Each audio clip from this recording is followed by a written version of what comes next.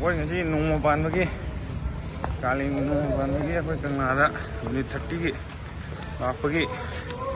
mami mà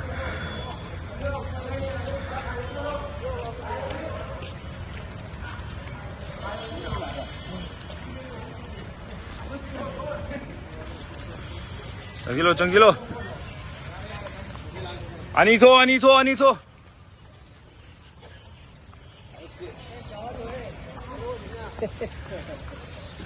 Yao ni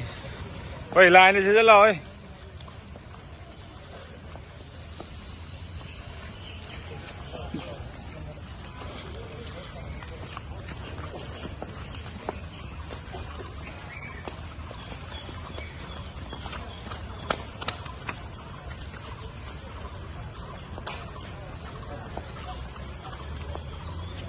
à đây chưa rồi kìa Yaman maning ne jagah ramle ho re